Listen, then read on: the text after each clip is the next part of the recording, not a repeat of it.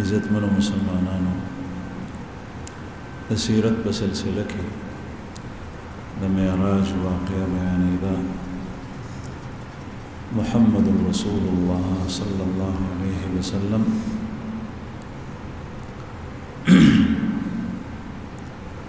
اوم آسمان کې د حضرت ابراهیم علیه السلام سره ملاقات وشو او الیک سلیک نه پس بیا د حالت روان شو. رسول الله صلی الله علیه وسلم بیا یو مقام دی اوم آسمان د پاسه هغې ته سدرة المنتهى وایي. سدرة المنتهى دغه ځای ته رسول الله صلی الله علیه وسلم ورسېد او سدرة المنتهى معنا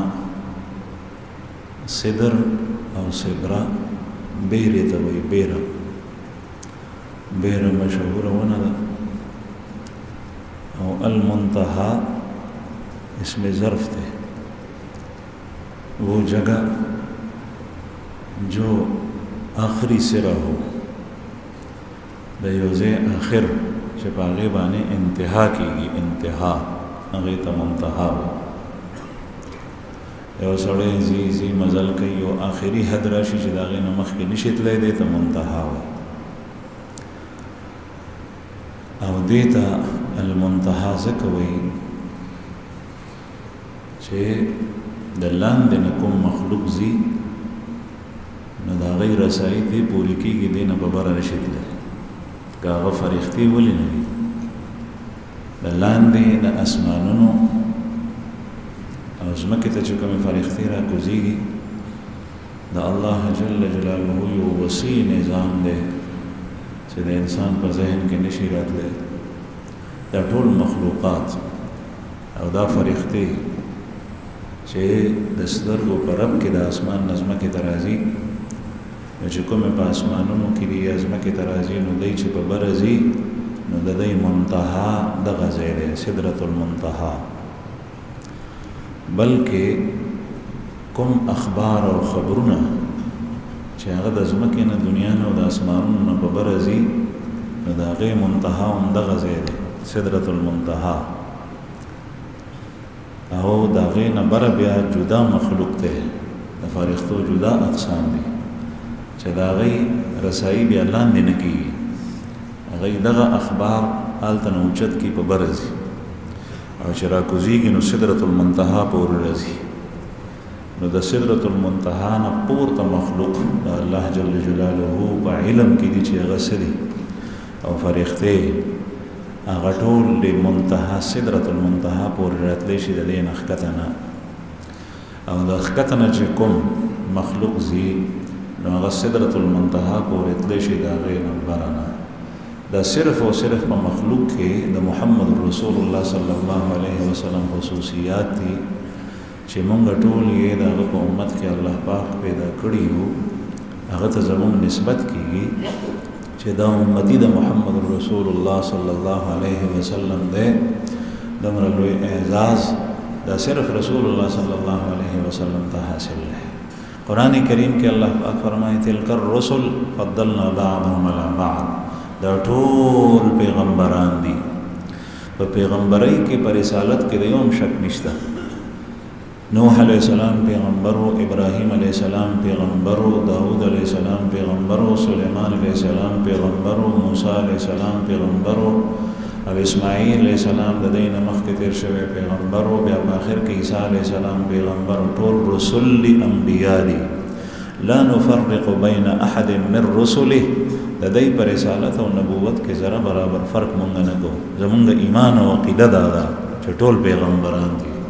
مونږ چې څنګه د محمد رسول الله صلی الله علیه وسلم د رسالت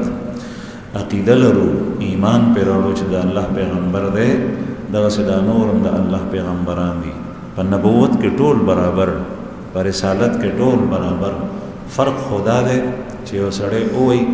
چې زه الیاذ بالله ثم الیاذ بالله د عیسایانو پیغمبر عیسی علیه السلام نه منم، د هغه نه د نبوت نیم قایله چې دی ووې نو دی مسلمان نه پاتې کېږي ځکه چې عیسی علیه السلام هم الله پیغمبر جوړ کړی دی خو د دې دا مطلب هم نه دی چې په دې وخت کې ته د عیسی علیه السلام په هغه شریعت باندې چې هغه محرف دی په هغه کتاب باندې چې هغه مبدل دی هغه تعلیمات چې هغه مندرس دي په هغې باندې عمل شروع کړي او قرآن پاک پرېږدي نه عمل چې کوي نو په قرآن کریم به کوي او دا الله فرمایي او دا الله پیغمبر فرمایي او منو مونږ ټول چې ټول انبیا دي لیکن فضیلت ته چې الله پاک چاته ورکړی نو خصوصیت د محمد رسول الله صلی الله علیه وسلم چې په دې کې وسره هیڅوک نه دي شریک فرښتې د هغې نه په بره نه ځي جبريل او میکائیل د هغې نه په بورته نه ځي څومره معززې فرښتې دي مقربې او محمد رسول الله صلی الله علیه وسلم د دې مقام نه په بره تللی رسول الله صلی الله علیه وسلم په خپل بیان کې چې په حدیثو کې اوس هم هغه بیان محفوظ دی د نبی کریم صلی الله علیه وسلم خبرې تاریخي اقوال نه دي یاد ساتئ تاریخي اقوال نه دي تاریخي اقوال په تاریخ کې کتابونه لیکل شوي زمونږ مذهبي تاریخ کې کتابونه شته د خلکو په تاریخ کې به کتابونه وي تاریخ کې تحرف او تبدل راځي او د رسول الله صلی الله علیه وسلم یو ارشاد مبارک او یو فرمان هغه محفوظ دی هغه محفوظ دی د هغې سره رجال دي هغه رجال چې کومو سړو هغه خبره مونږ ته را رسولې ده د هغه سړو سیرت محفوظ دی هغې خو دنیا نه تللي دي د هغې سیرت محفوظ دی د هغې کردار محفوظ دی د هغې ژوند تیرول حیات هغه چې ژوند یې څنګه تیر کړو دروغ یې وې که نه وې کاروبار یې څه حلال او حرام دا ټول هر څه محفوظ دي چې په کوم سړي باندې څه الزام شته او د هغه په لمنه داغ شته د هغه نه محدثین حضرات هغه حدیث نه راخلي دا تاریخي واقعات نه دي امام بخاری رحمه الله د حدیثو د جمع په سلسله کې د حدیثو د جمع په سلسله کې د رسول الله صلی الله علیه وسلم احادیث مبارک کې په 1400 کالو کې دا کتاب لیکلی دی صحیح بخاری دغسې نورو محدثینو ډېرې خواریانې کړي او دغه صحیح بخاری کې 7275 احادیث دي او چې تعلیقات وسره یو ځای کې نو څه د پاسه 9000 احادیث دي او دا احادیث یې خلاصه رایستي ده د 6 لکو احادیثو نه 6 لاک دا یې په دې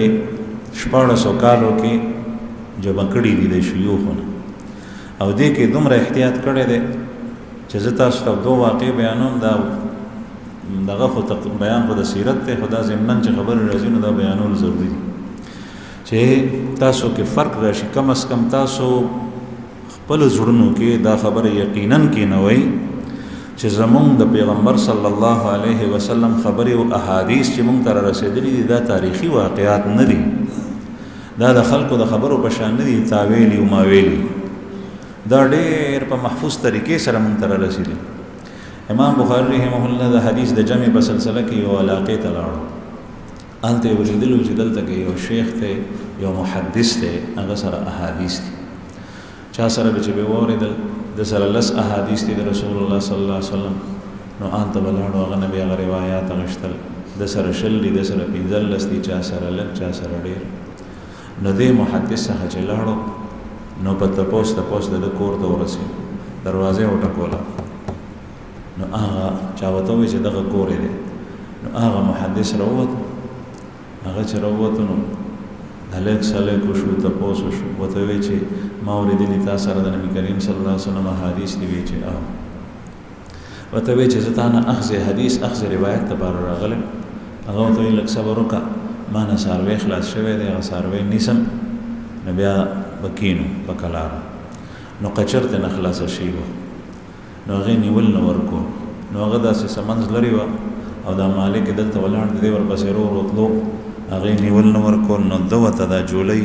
داسې ونیوه لکه زمونږ په دې علاقه کې هم چې زمیندار کاکا خره نیسي نو دا جولۍ ورته داسې راغونډه کړي او مخصوص اواز ورته کوي نو خره راشي هغه وایي چې په دې کې چڼې دي نو دی چې څنګه نږدې راشي نو وینیسي جولۍ تشئ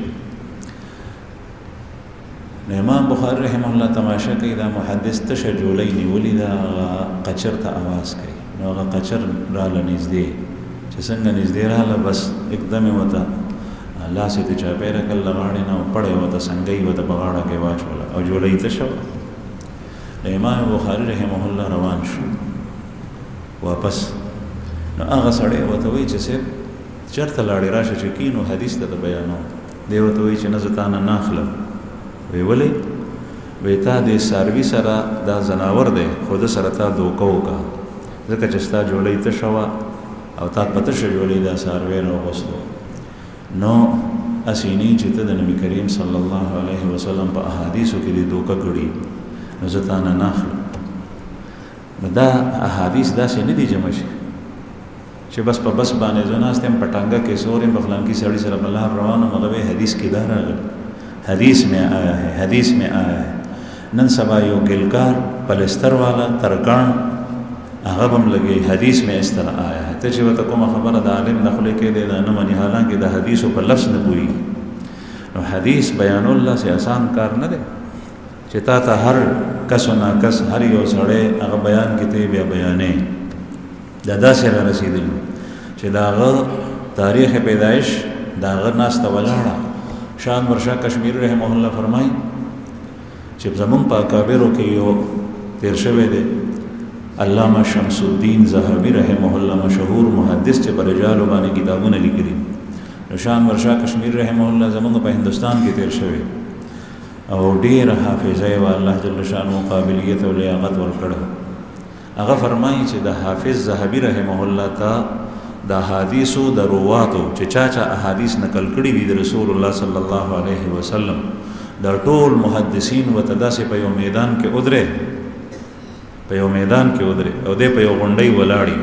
او د یو محدث په سر لاس کې دی چې دا سړی څوک دی د ده په باره کې څه شوی تاریخ پیدایش څه دی تاریخ وفات څه دی د ده ژوند څنګه تېر شوی دی نو دی به تا ته د هغه په باره کې تفصیل بیان کړي د هغه سیرت به ته پوره بیان کړي. دا د حیرانګۍ خبره ده. الله جل شانه د خپل دین د حفاظت لپاره د خپل حبیب پاک صلی الله علیه وسلم د احادیثو د حفاظت لپاره داسې امت کې داسې افراد پیدا کړو. دا مونږ خو د دنیا په لانجو اخته یو مونږ ته خو پته نشته د دین په خوږو مونږ نه یو پوهې داسې افراد پیدا کړي چې د هغې حافظې ته سړی حیران پاتې شي. نو عرض مې دا کولو چې رسول الله صلی الله علیه وسلم فرمایي دا تاریخي قول نه دی. پیغمبر علیه الصلاۃ والسلام فرمایي چې زه بیا سدرة المنتهى ته پورته شو. نو سدرة المنتهى دا ونه ده روایاتو کې بیا د دې مختلف نقشې نبی کریم صلی الله علیه وسلم نه روایت شوي. وایي ما وکتل چې په دې باندې پتنګان راتلل پتنګان ببوزي دا پې راتلل خو داسې حسین او جمیل ببوزي د سرو د سپینو پې راتلل چې ما نو لیدلي چېرته او د دې د پاڼو او د ونې رنګونه مختلف بدلول چې زه هغې ته حیران شو چې دا څه قسم ته ونه وه او داسې مخلوق بعضې وایي چې دا فرښتې وي د الله جل جلاله. د دې ونې حسن و جمال رسول الله صلی الله علیه وسلم نه دی بیان کړی نه شو بیانول چې د هغې په باره کې زه تاسو ته څه ووایم. قرآن کریم کې الله جل شانه د دې ونې تذکره کړې ده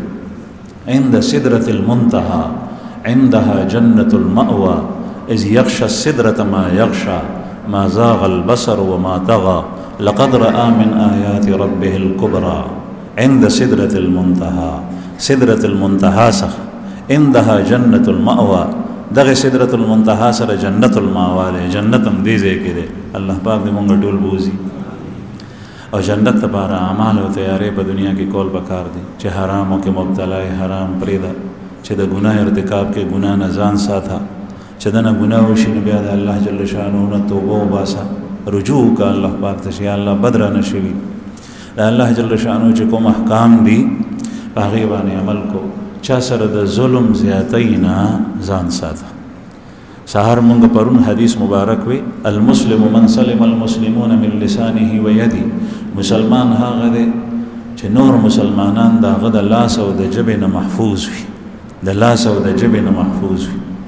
نن سبا د مسلمان نه د لاس نه بل مسلمان محفوظ دی نه د ژبې نه هر یو داسې نه دی لیکن په معاشره کې ډېر کسان داسې شته د لاس نه دی محفوظ. پردی مال پردی جان پردی وینا هغه ورته یو ډېر اسان ښکاري. مال نه دی محفوظ جان نه دی محفوظ عزت نه دی محفوظ او بیا چې کوم دی نو د ژبې نه جبه نازیت رسی د جبه تکلیف خود عمر ده د جبه زخم چې عربي شاعر وای جراحات السنان لها التیام ولا یلتام ما جرح اللسان د تورې د نیزې د برچې د خنجر د چړې د چاقو زخم بخشي خو د جبه زخم نه کیږي جبه زخم نه کیږي تر عمر پورې هغه پیغور د سړی نه یریږي هغه بیزتی د سړی نه یریږي چې د یو کمزوري سړی او ظالم او جابر زبردست کړي ځان ته سوي تر عمر پورې نه نو د جبه زخمی کول نه ځان ساتي د جبه د تور ډیره سخته ده غیبت مکو د چا چې هغه ته ورسیږي خبر شو هغه زړه ته څومره سخته صدمه رسي مخ په مخ باندې د چا بیزتی مکو د چا تحقیر مکو د چا توهین مکو نو رسول الله صلی الله علیه وسلم فرمایي مسلمان هغه چې نور مسلمانان دغه د لاس او د جبه نه محفوظ وي جنت ترتلو د بارا اعمالم پکار دي دا صرف په تمنا مکی موږ سره یو طالب هغه به موږ په مازیګر چې د مدرسې چوټي بشو مازیګر نه ماخامه پورې به وقفه او د مدرسې نه د بهر تلو اجازه بو نو هغه په لار روانو کراچۍ کې نو سړک بو دیخوا بم بنگلې وي دیخوا بم بنگلې وي د خلکو نو د به یا الله داسې بنگله د نه غواړم او اوسې د نه غواړم نو موږ وته وی چې د بنگلې د بار غوسړې سو کی او بل دا چې ته په بنگله سکے ته طالب کله به 1 کروڑ روپۍ د نه غواړم او اوسې د نه غواړم نو دې د بار د سکولو ضرورت ده چې سلاس په وې نو بیا وکي ذکر رسول الله صلی الله علیه وسلم فرمایي چې داسې دعا د الله جل جلاله نه من مغواړه چې باغې کې د آداب او رعایت نشي وي پکې د آداب او خیال نه ساتل شي دا د دعا د آداب او خلاف ته ستا سره جوړیږي نه تسکین یو سړی د ډاکټر ته روان شو پیسې وسره لګې دي یا پوره دي دی وای چې یا الله زما دا بیمار دی زه ډاکټر ته ځم دا هیله والا زکم ته زما د مریض ته شفا ورکړي یا وسره نشته بوتلې نشي اسباب ظاهری نشته یا الله ته زما مریض ته شفا ورکړي دا ټیک شو رسول الله صلی الله علیه وسلم په زمانه کې یو صحابي هغه زوی مزکو او به دعا وغوښته مثبت دعا کوله انو وی په دعا کې اللهم انی اسالک قصرا فی یمین الجنه یا الله داسې ماڼۍ د نغواړم چې د جنت خي طرف ته نو زوی وته وای چې داسې دعا مو غواړه په دعا کې قید ملګو په دعا کې قیودات ملګو الله جل شانه د جنت سوال کو به الله په خوا راځي کوم ځای کې د جنت الفردوس فالتنه کولای شي خدا سے سوال چې داسې ماڼۍ را تراته چې د جنت خي طرف ته د دې څه مطلب شو نو دا ځان ته قیودات پکې نه دی لګول پکار نو بهرحال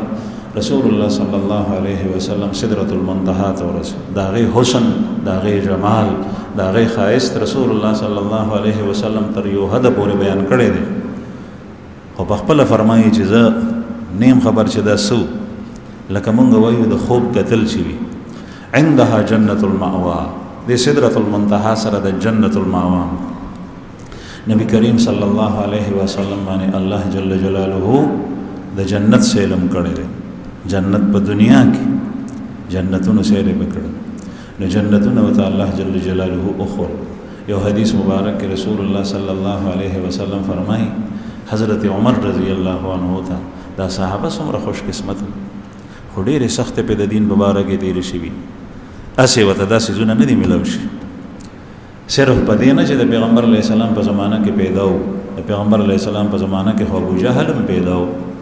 د رسول الله صلی الله علیه وسلم په زمانه کې خو ابو لهب هم پیدا و ترې و د نبی کریم صلی الله علیه وسلم په زمانه کې خو امیہ بن خلف هم موجود دی سې کړي دي سختې برداشت کړي کورونه یې پرېښي ښځې ته پاتې شوي بچي ته نه پاتې شوي مال او جایداد ته پاتې شوی کاروبار ته پاتې شوی د خپلو پردو د قبیلې پیغورونه یې په سر اخیستي دي خبرې به ورته کوي عزتونه یې اخیستی شوي هسې نه دي شي صرف د الله او د الله د رسول لپاره او د دین اسلام لپاره هر څه قربان کړي په دا وی لګول نو تاسو بیا په دنیا کې وګورئ چې رسول الله صلی الله علیه وسلم بشارت ورکړي حضرت عمر رضی الله عنه ته نبی کریم صلی الله علیه وسلم فرمایي چې اے عمر زه په جنت کې تیرېدم نو یو ښکلې ماڼۍ مې ولیده نو د هغې یو اړخ ته یوې ښځې هوره واغه هغې اودس کولو چاردام نو په هغې باندې لیکلي زه هغې ته دننه کېدم د هغې حسن ته زه حیران شوم د هغې محل او د هغې ماڼۍ نو چې زه دننه کېدم نو په هغې باندې لیکلي عمر ابن خطاب نو چې ما وکتل نو زه دننه نه شم ستا غیرت زما یاد شو لکه په دنیا کې چې پردي کور ته سړی نه دننه کېږي نو وایي حضرت عمر رضی الله عنه چې واورېدل نو سترګو نه یې اوښکې لاړې غټې غټې او ویې چې یا رسول الله علیک اغار زه به په تا باندې غیرت کوم یعنې تا ته خو اجازت و چې دننه شوی وې زما کور رسول الله صلی الله علیه وسلم د هغه د غیرت تذکره په دې موقم کړي غیرت ښه شی دی چې بچا کېږي ډېر ګناهونه او معصیات داسې دي چې د غیرت د وجې نه سړی د هغې نه محفوظ پاتې شي نو بهرحال رسول الله صلی الله علیه وسلم باندې الله جل شانه د جنت سیلو جهنم ورته وښولو لرې نه دا جهنم دی چې امت ته د هغې بیا الله جل شانه ورته اسم وی او لیدلی بیان وکړي رسول الله صلی الله علیه وسلم د هغې نه پورته شو هغه چې کوم ملګري ورسره راغلي وو هغه لاندې پاتې شوي دلته نه جدا سورلۍ کې رسول الله صلی الله علیه وسلم ځي چې هغې ته رفرف وایي رفرف په عربی ژبه کې قرآن پاک کې د رفرف تذکره ده متکئین علی رفرف خضر وعبقری حسان جنتیان به پر رفرف شین باندې ناستي دا په جنت کې الله جل شانه جنتیانو ته ورکوي رفرف څه شی دی یو غالیچه ده یو قالین دی شین رنګ دی خدا صرف د بیان سره تعلق نه لري د دې لیدو کې او وینا کې ډېر زیات فرق دی د ځمکې د اسمان رسول الله صلی الله علیه وسلم چې بره تللی دی پر رفرف باندې تللی دی نو د جنت المأوا او سدرة المنتهى نه بره یو مقام دی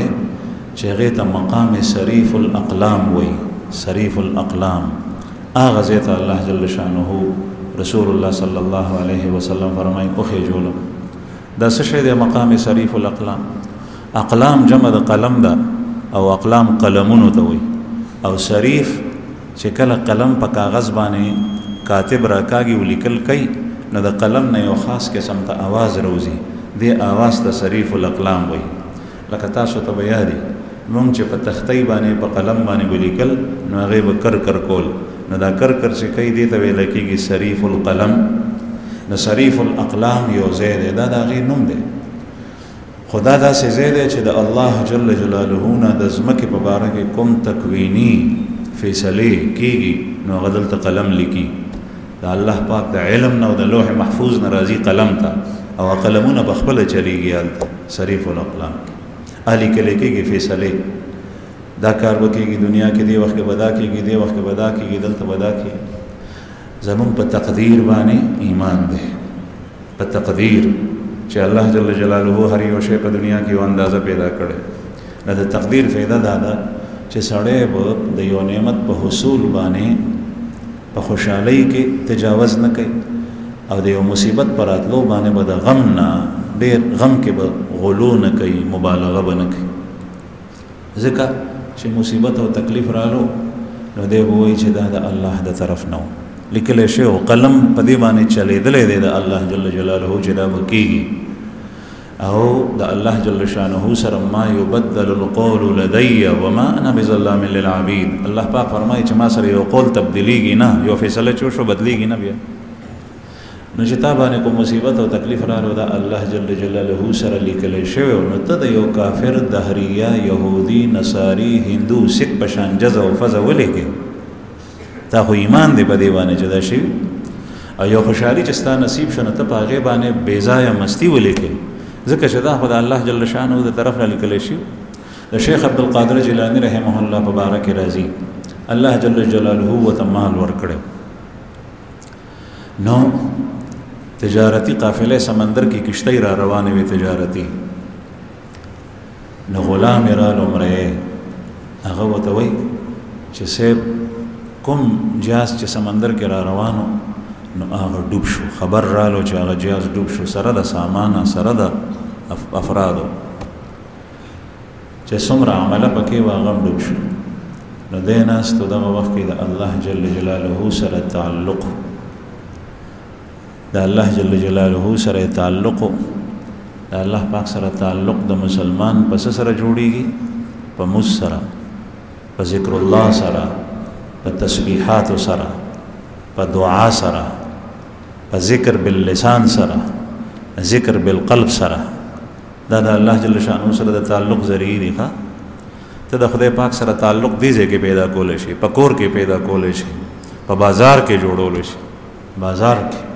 داسې واقعات شته دی چې په بازار کې دکانداران او د هغه ژبه د الله جل شانو د ذکر نه نه ودرېږي. دلته کې کپړه ګز کوي لګیا دی او هلته د الله سره تعلق دی، هغه وخت ضایع کوي نه. نو تعلق ما الله دغې ته وایي. نو دغه وخت کې چې د الله جل شانو سره کوم تعلق جوړو، هغه کس خبر راوړو وایي چې صاحب هغه جهاز ډوب شو، نو داسې یو ساعت یې سر ټیټ نیولو، بیا سر پورته کړو، نو ویې چې الحمدلله. بیا هغه خادم هغه حیران شو. څه وخت پس بیا خبر رالو وی چې هغه خبره دروغ وه او طوفان راغلی خو جهاز بچ شوی دی او مال صحیح سالم غاړې ته رارسېدلی دی. بیا دته هغې خادم خبر راړو، غلام وی چې صاحب هغه مال بچ راورسېدو، هغه خبره دروغ وه، هر څه محفوظ دي. د بیا سر ټیټ نیولی نو سر یې اوچت کړو، وی الحمدلله. نو هغه خادم دې تپوس کوي چې صاحب زه خو په دې قصه پوه نه شم چې کله فارغ شو چې تاسو ته ما دا خبر راړو، تا ته مې وویل چې جهاز ډوب شو، نو تا بیا مې وی چې الحمدلله، چې مې وی جهاز بچ شو، نو تا بیا وویل چې الحمدلله. نو په دې خو زه پوهېږم چې جهاز بچ شو، نو الحمدلله ووایې ځکه چې نعمت دی لوی، او په دې باندې پوه نه شوم چې جهاز ډوب شو، نو په هغې ته الحمدلله څنګه ووایي. نو هغه ووایي چې نه د جهاز په ډوبېدو ما الحمدلله ویلي دي او نه مې د جهاز په بچ کېدو الحمدلله ویلي. دا الحمدلله چې ما ووایي اول، نو په دې مې ووایي چې تا ما ته د غم خبر راړو، نو دغه وخت کې زما د زړه چې کومه رابطه د خپل رب سره وه، ما وکتل په هغې کې فرق نو راغلی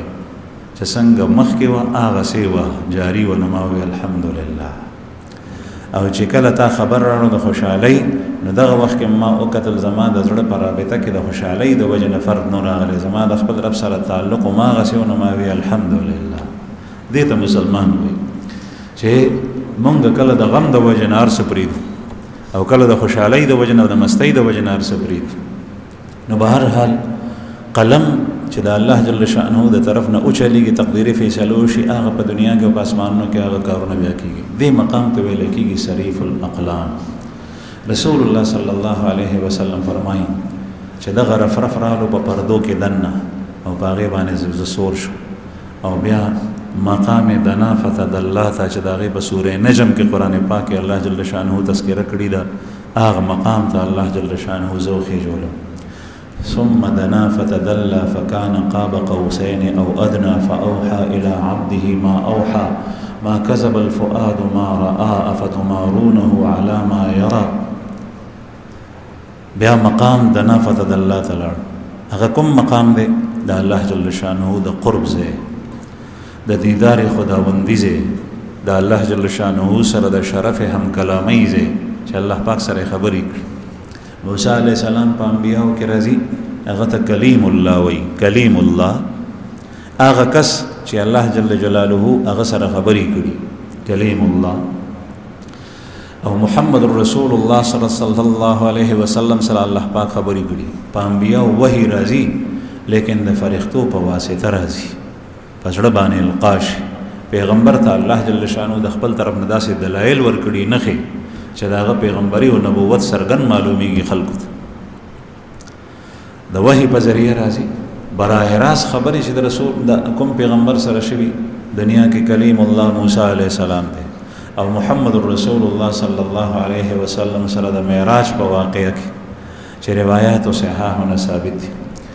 د الله جل شانه دیدارم یو قول لا دی چې دلته شوی دی. البته د صحابه په دې کې اختلاف شته، بعضی وایي چې نه، بعضی وایي چې او. خو به هر حال کچره د الله جل شانه دیدار د هغې د ذات او د حقیقت سره نه شوی، نو د هغې د انوار او هغه تجلیات یې لیدلي دي، پردې د نور د الله جل جلاله سره زیارت او خبرې اترې وشو، ملاقات شو. په دې کې څه وشو الله جل شانه ته پته ده، خو یو څو خبرې چې رسول الله صلی الله علیه وسلم په احادیثو کې د هغې تذکره کړې ده، د هغې ذکر راځي. الله جل جلاله نبی کریم صلی الله علیه وسلم د طرف نه ډالۍ د الله پاک محامد دي، تعریف زمونږ رب ته د هیڅ ضرورت نشته یاد ساتئ هغه په هر څه باندې پوره دی که هغه ته راضي کې او ډالۍ ورکې نو هغه په څه باندې خوشحالېږي چې د هغه تعریف وکړي محامد د هغه تعریف بیان کړي چې څومره الله جل جلاله په تعریف خوشحالېږي دومره په بل یو کس نه او ځکه چې هغه مستحق د تعریف دی زمونږ قرآن کریم د الله جل شانه کلام عظیم قرآن پاک شروع کیږي د دینه الحمدلله رب العالمین لومبه ټکی د قرآن پاک څه شی دی الحمد ټول حمد و ثنا تعریف د الله جل جلاله ته خایږي چې هغه رب العالمین دی پروردگار دی الحمد او بیا ټول قرآن پاک باغې بصیر راځي نو د ثنا او صفت لایق د الله جل جلاله ذات دی چې څومره په خو الفاظ سره داغه تعریف وکړي نو دومره خوشحالي نو د رسول الله صلی الله علیه وسلم ډالۍ دی دا موږ چې دی کنه موږ چې مونږ کوو دا د مؤمن معراج دی په دې کې بنده مؤمن د الله پاک سره خبرې کوي خدا زمونږ بدقسمتي چې د موږ د سر نه تر اخره پورې بیا مونږ په دې کې دکان حساب کتاب کوو او بیا په دې کې چې کوم دی نو کروڑی وو د دنیا معاملات په معراج کې حالانکه دې وخت کې ته الله جل شانه ته مخامخ ولاړې زمونږ اسلاف او بزرگان وایي کته وی چې ما سره د الله خبرې وکي نو داغه کلام پاک قرآن پاک تلاوت کا او کته وی چې زه د الله جل جلاله سره خبرې وکم نو په موږ باندې ودرېږه الحمدلله رب العالمین الرحمن الرحیم دا بنده د الله جل جلاله سره خبرې او الله پاک جواب ورکړي نو دا د الله جل شانه سره هم کلامی ده رسول الله صلی الله علیه وسلم د طرف نه ډالۍ محامد تعریفات او د الله جل شانه د طرف نه چې کوم ډالۍ رسول الله صلی الله علیه وسلم ته ورکړې شوې یو حدیث مبارک کې درې سيزونو تذکره راځي ښا یو مزونه پنځه صلوات خمسه پنځه مزونه دا ډالۍ رسول الله صلی الله علیه وسلم ته الله جل جلاله ورک اول 50 او بیا په آخر کې 15 شو دا د دې ډالۍ نن سبا ناقدري کیږي په محله کې چې 200 کسان پاتې کیږي په جمعات کې وګوره چې آیا دا 200 کسان جمع ته مسترازي په دې کې څومره کسان داسې دي چې هغه موږ نه کوي دا دومره عظیم ډالۍ ده چې جنت ته په دې باندې داخليږي ستا د جنت او د دوزخ په منځ کې فیصله هغه په دې مزونو سره کی رومبه عذاب چې په قبر کې ملاويږي هغه د دې په وجه چې د دې تا خیال نو ساتل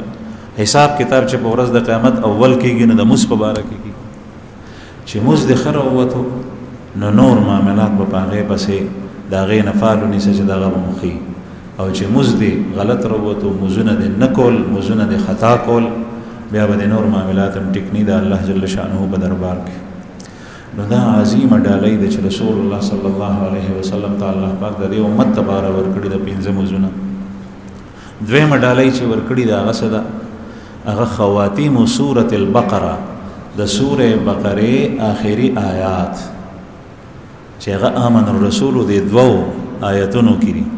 آمن الرسول بما أنزل إليه من ربه والمؤمنون كل آمن بالله وملائكته وكتبه ورسله لا نفرق بين أحد من رسله وقالوا سمعنا وأطعنا غفرانك ربنا وإليك المصير لا يكلف الله نفسا إلا وسعها لها ما كسبت وعليها ما اكتسبت ربنا لا تؤاخذنا إن نسينا أو أخطأنا ربنا ولا تحمل علينا إسرا كما حملته على الذين من قبلنا ربنا ولا تحملنا ما لا طاقة لنا به واعف عنا واغفر لنا وارحمنا أنت مولانا فانصرنا على القوم الكافرين بديك دعاء دا كلام دا الله جل جلاله ده ومحمد رسول الله صلى الله عليه وسلم نازل شوه ده بديك الله جل جلاله خپل بندگان وتا دا دعا غستو طریقه خي ربنا لا تؤاخذنا ان نسينا اے زمونږ پروردگار کچره مونږ نه هیر شل نو مونږ مؤاخذه مکو مونږ نیسه مپاغه په هیر او اخطانا او کومږ خطا شو نو زمونږ مؤاخذه مکو ربنا ولا تحمل علينا اسرا او یا الله په مونږ باندې دومره بوج ماچو کما حملته على الذين من قبلنا لکه څنګه چې په نور امتونو ته چولې مخکې د بني اسرائیل چې کپړه په پلیته شو نو بیا به چې ترسو په کینچي باندې کپړه پرې کړی نو په چاقو په چاړن ترغه موز نه کېږي مونږ چې کپړه وینځو څومره اسانه ده چې کپړه پلیته شي وینځه موز دی بکی ولا تحمل علينا إسرا كما حملته على الذين من قبلنا ربنا ولا تحملنا ما لا طاقة لنا به او یا الله هغه بار په مونږه ما چې زمونږ طاقت او وس د هغې د اوچتولو ني طاقت او وس د هغې د اوچتولو ني اوس چې کله د یو سړي داسې یخ کېږي چې لاس پې جام کېږي او حکم دا وی چې نه په هر حالت کې به په د یخ اوبو اودس کې نو د هغه به وینه په بدن کې جام کېده مړ به او که چېرې دا حکم وی چې اوبه ویو که نه وي تیمم به نه کې خامخا به اوبه استعمالوي نو بیا به څومره سختي او څومره تکلیف په دې حالت کې چې الله جل جلاله څومره سهولت راوستی دی مسلمانان بعضې بدقسمت هغه مز نه کوي څومره سهولت دی چې اوبه نه تیمم کوه چې د یخ د لاسه نشي کولی او دس نشي کولی غسل نشي کولی تیمم کوه رسول الله صلی الله علیه وسلم یو جنگ کې په یو غزوه کې کافر سره جنګ واپسۍ کې راتلل نو بعضې کسان زخمیانو یو صحابي زخمی په سر باندې لګېدلی په سر کې زخمی حالت کې په جنابت کې شو غسل پې واوړېد نو صحابو ته دغه وخت کې تفصیلي دا مسله معلومه نه وه چې آیا جنبي سړی چې غسل پې اورېدلی دی اوبه نشي استعمالولی بیمار وي نو دی تیمم کولی شي او که نه نو دې صحابي ورته ووایي چې زه خو اوبه نشم استعمالولی څنګه چلو کوم نو صحابه ورته ووایي چې بغیر د غسل نه خو کار نه کېږي نه پاکې او صحابه خو زمونږ غونې نو چې یاره معمولي غونې تکلیف دی ټوخی دی ته به د نو راشه مس پرېږده نو مس خو یې پرېښونه نو هغه وایي ښه چې بغیر غسل نه مز نه کېږي نو ویې لامبل چې ویې لامبل نو سر کې زخم ته هغه اوبه دننه پرېوتې هغه اوبه چې زخم ته دننه پرېوتې نو د هغې نه وفات شو شهید شو نو رسول الله صلی الله علیه وسلم تپوس وکړو چې دا ولې کېدای شي چې حالت یې دومره سخت نو صحابه وی چې یا رسول الله د غسل ضرورت وته غسل یې وکړو نو ځکه د هغې نه مړ شو نو بیا نبی کریم صلی الله علیه وسلم چې تفصیل معلوم کړو نو بعضې صحابه ورته ویلي چې غسل به کوې نو هغوی ته یې فرمایل دا تاسو وجلی دی دا تاسو وجلی دی بیا بیا یې فرمایل او د ناراستیا اظهار یې کولو وی چې دا تاسو وجلی دی چې تاسو ورته دا مسله بیان کړې ده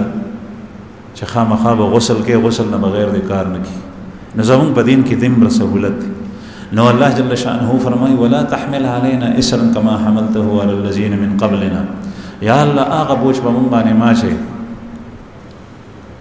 ولا تحملنا ما لا طاقت لنا او په مونږ باندې هغه بوج بار ما چې مونږ د هغې طاقت نه لرو واعف عنا مونږ ته عفو وکړي واغفر لنا مونږ ته بخښنه وکړي وارحمنا مونږ باندې رحم نازل کړي انت مولانا ته زمونږ مالک یا الله ته زمونږ آقا یې ته زمونږ رب یې ته زمونږ مالک فانصرنا علی القوم الکافرین په کافرانو باندې مونږ ته نصرت او مدد راکړي حضرات اهل علم وایي چې قرآن کریم کې څومره دعاګانې دي دا الله جل جلاله خپلو عبادو ته ښوولي دي